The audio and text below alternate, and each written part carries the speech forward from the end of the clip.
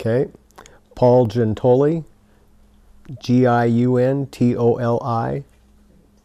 Great. And I'll have you just look at me through the interview, and Mm-hmm. that way, because if you look down the barrel of the camera, it's just kind of a creepy thing that happens. So you don't want to go Kind of like caught in the crosshairs. I'm looking at you sitting there. Paul, what do you do for a living? I'm a farmer. And is your family farmed? Yes. My mom's side were dairy. My dad's side were row crop on a small scale. Were they farming during the 64 flood? Yes. Yes, my uncle was running the Pifferini Dairy in Arcata Bottoms, and I spent a lot of time there. As a kid, I got involved in 4-H, and so I had animals that I kept there and helped him when I was younger. How old were you during the 64 flood? I was 13. And how long has your family been farming in Humboldt County? Since 1909. Okay. Started in Ferndale and eventually moved up to Arcata. And what types of crops have you historically grown? We grow potatoes, winter squash, dry beans, pumpkins, sweet corn, and various other items in small amounts. And what are your memories of the flood? I think one of the memories that stuck with me the most was walking into the grocery stores and not seeing food on the shelves. There was no milk on the shelves. There was instant potatoes, a little bit of cereal. Yeah, that was one of the most prominent things that stood out in my mind, and just how fast it all happened also. On the 21st, when the river was coming up, the family was used to having, minor flooding and stuff, and 55 flood was pretty bad, and so they were concerned about it, and we went down, and there was firewood on the river bar, and we were picking up firewood that we'd made and whatnot, and we came up and had lunch and went back an hour later, and the river had raised 7 feet, and it was like, well, we got to be a little more serious than this. It was pretty shocking to see how fast it happened. And the destruction that was happening as it did. The logs were just butt to butt coming down the river. And which river was that? The Mad River. And then how did things progress day by day? Well, I had to go to town. and so I went home that day, the day of the 21st, and it broke over that night. And then blew a large hole in the levee and started cutting farmland away. It took about 7 acres off the ranch right on that one side. And a lot of people lost some. Oh yes, yes. There was a lot of gravel extraction going on in the prior year. The freeway was being built up to from McKinleyville on up. And so a lot of that gravel was taken off there, and that changed the course of things, and Mother Nature just wanted to rectify herself. Uh-huh. And what other ways did it affect farmers? I mean, I know you lost some of the land that you farmed. Was there any change in the fertility of the soil after that? Oh, it was totally different. The county soil survey was done just the year before, which was sad because it did change a lot of things. We ended up with a lot of gravel patches. There was a lot of sediment deposited in places. The Larson family down the road, there was probably about 3 foot of sediment that was laid. You could see just the tops of their old fence lines sticking up out of the mud and debris with those logs and stuff coming down. It tore out most of the fences and piled a lot of debris and sticks. We spent most of the next summer picking up sticks and trying to rebuild fences and get things seeded again. There was no pasture left. Everything was buried under mud. My uncle fortunately had a friend in McKinleyville that had just gotten out of the dairy business and let him move his cows up there and milk them for a while up there till they could get things in order to move back to the bottoms. Imagine too, with all that mud, you couldn't get your equipment out there to do anything about it. No, it was just wait and see. And then, am thinking, feed for your animals. You didn't have that in those areas. That was very detrimental. A lot of the farmers around there, they had to start buying all their feed, which on top of all the damages that was done to the ranches and loss of fences and equipment that was out and whatnot, it was real devastating. And when I'm thinking about the dairy farmers, because you know some things about dairy farming, when they lost that many cattle during that time period, how did they rebuild their stock? Slow. They kept young stock back, and really they didn't have the facilities right off the bat to milk the same amount of cows they were, because they didn't have the pasture. So there was some lean time there till they got built back up. There weren't a lot of cattle lost in Arcata. Over on Samoa Road, a lot of those cattle, they got out of there, swam them out. Ferndale was hit much harder, so was Lolita. On the Eel, there were a lot of cattle lost. Did people from that area then try to bring stock in from Arcata to replenish their herds? No, I don't know how that all took place. I'll It was a people up It was a slow process. It wasn't instant where you just went and got more cows to put on, mainly because you didn't have the infrastructure. You were just going to have to be buying feed to feed more cattle at the time, and that wasn't in the cards either.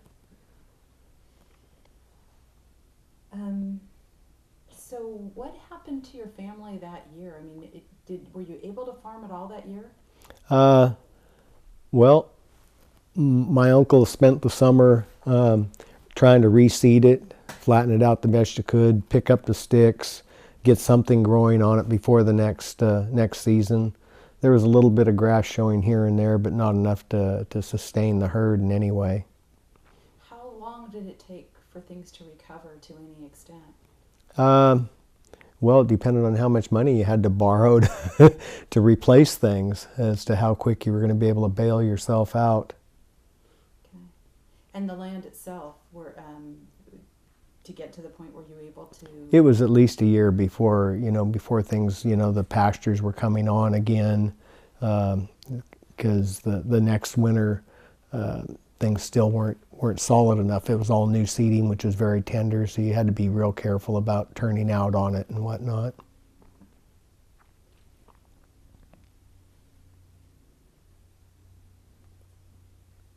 What was the effect of the flood on a 13-year-old boy at Christmas time? It was exciting and scary all at the same time. It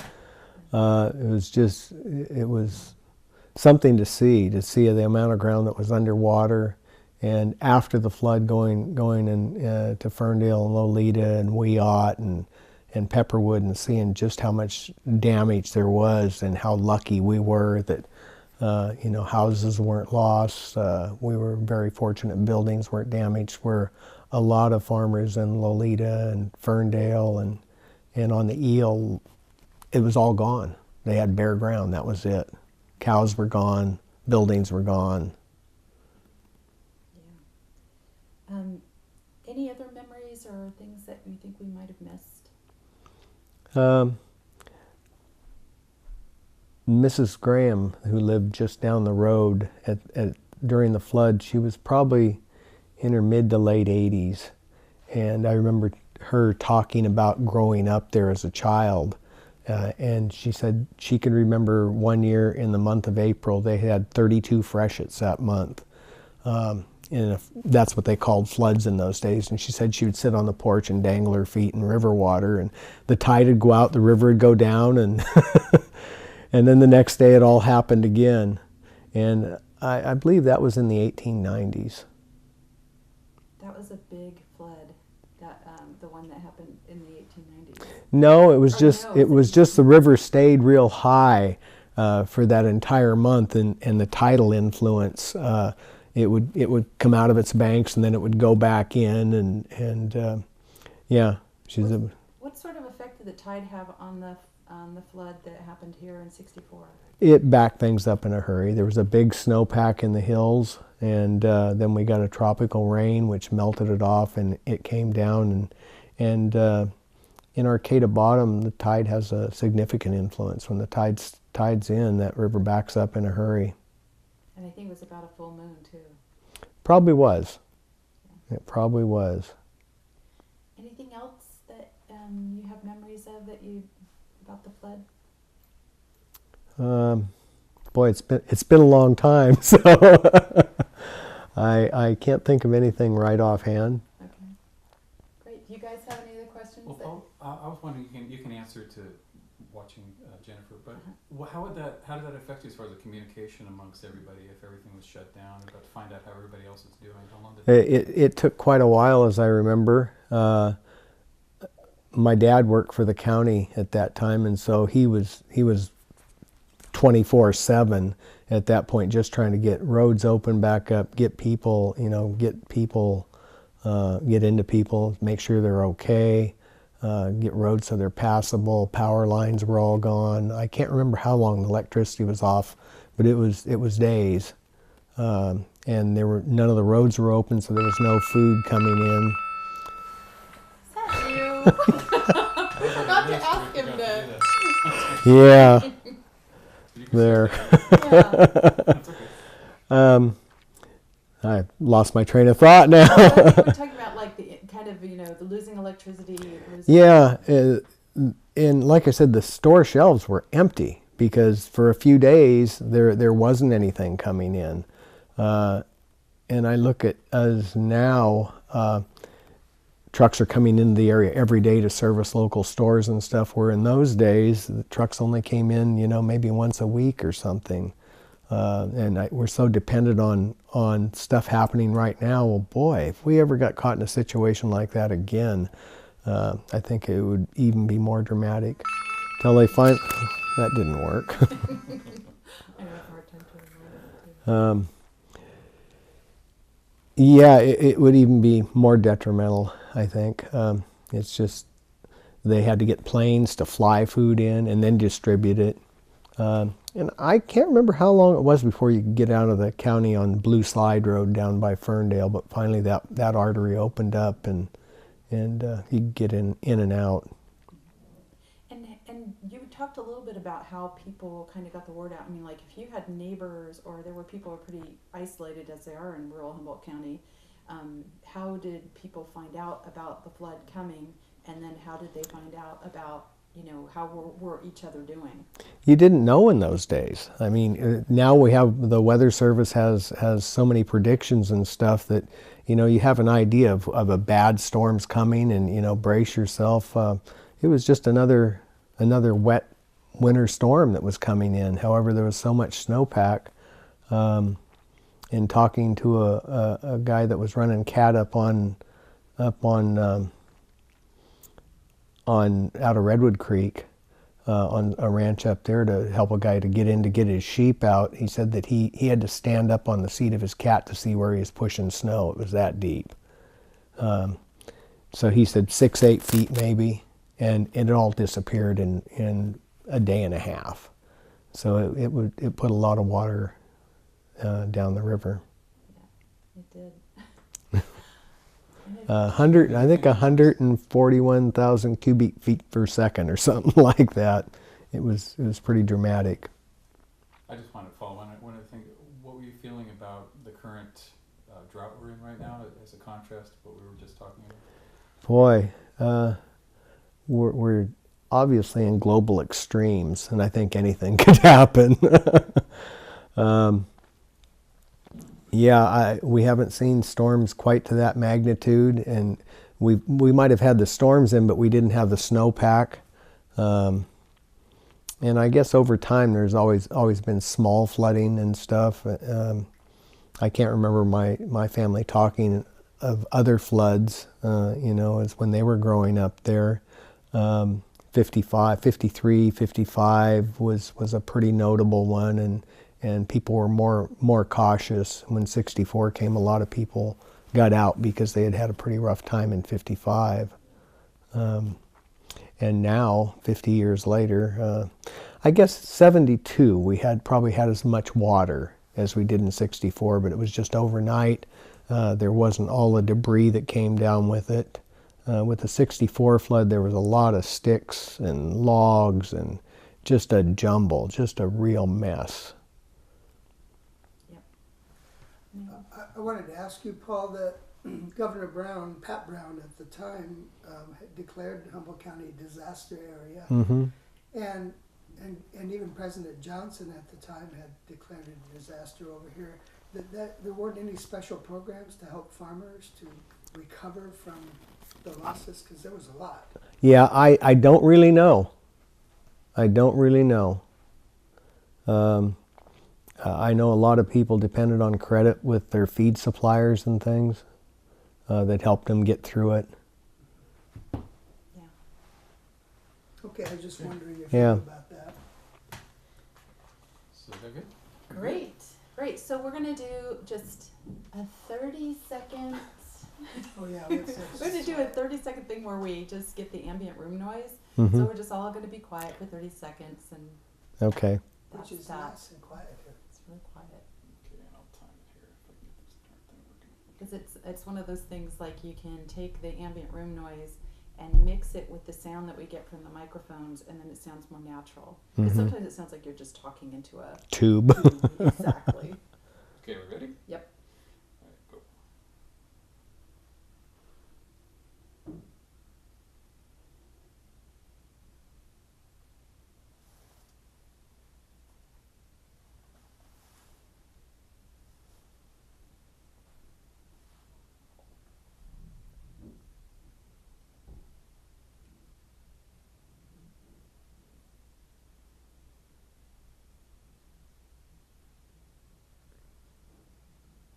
So that's 30. Do you think we're hearing that?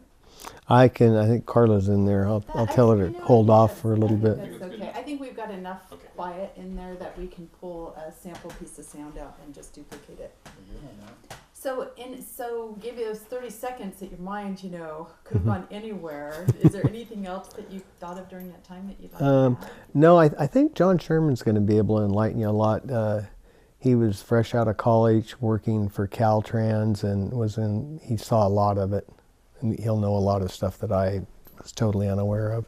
It's just still awes me to this day when you go to southern Humboldt and see the high water mark and how much water's across there, and remembering the bridges being out and all that stuff.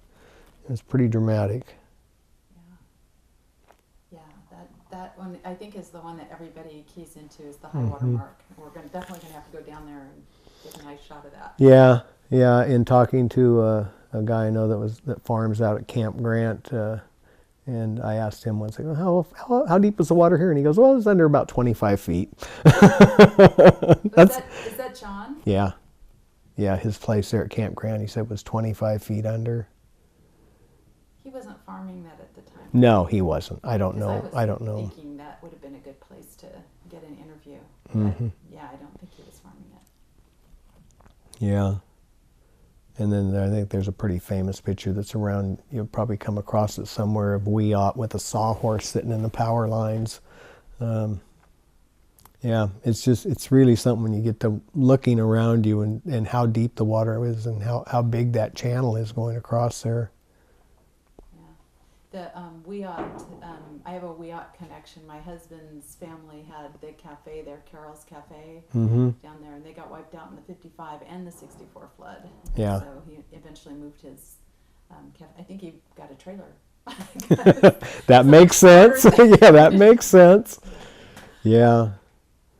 Yeah, it's just, and it could happen again. Like I say, 72, there was as much water, but it was just real short. The tidal influence more than anything put it out and put it to the same height that it was in 64.